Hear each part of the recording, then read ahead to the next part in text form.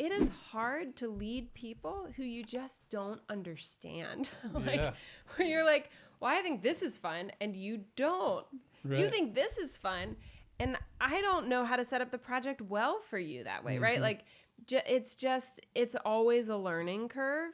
And I think it's a gift to me that I understand the concept of trying to understand that. Like, I know I always need to be learning. Do you find that it makes you, being so hyper aware of the difference in how people are energized by one another or connect with one another, do you feel like that gives you more pause than the average leader? Like, does it make you stop and think and in ways that most leaders are more like worried about making a mistake? Yeah. And how much does it ever lend to overthinking, or what's your experience with that like? So I have been worried about making mistakes, especially like when I started leading the marketing team and like really getting more involved with them a few months ago. I just noticed it. I noticed that the way I set a goal, they did not understand at all. And I was stressing them out. I mean, it was palpable, you know? And I was like, come on, guys, let's dream big. And they were like, what the does dream mean? Like, energy didn't clarify. It just multiplied the confusion. It just was like compounding. Yeah. Like just churning through meetings, trying to like get aligned with each other. And I know that just showing people you care and just truly acting on, I want to understand better, speaks volumes. But I also could tell like we were missing, I was missing them. And so I brought in one of our folks who she's like an internal coach.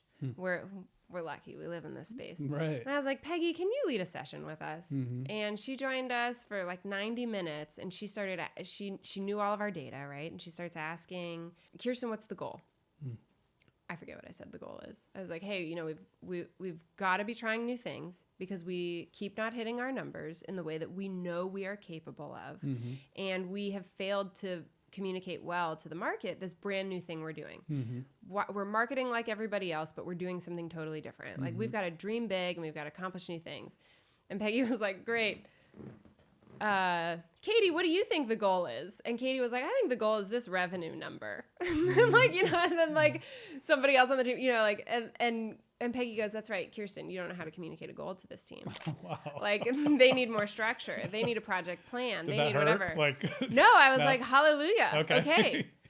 Schultz, you're really good at making a project plan. Schultz, you're now going to help us do this. You know what I mean? Like it was just so clarifying of these are the strengths that this team needs from leadership, but I don't know how to do those things. I can try and fail because it's truly just not how my brain works. So I can give an opportunity to somebody else, right? And it's not extra work. It's an honor because it's leadership growth, right?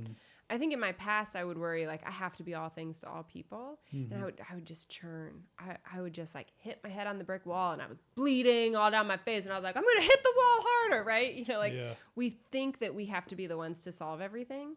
But the best leaders really just ask the right questions and get out of people's way. Like, yes, set clear direction. But the way I was setting direction wasn't working. So I worked with them on, well, how do we put this into a number then? How do we put this into a, you know, whatever it is? And we're running fast in the same direction now.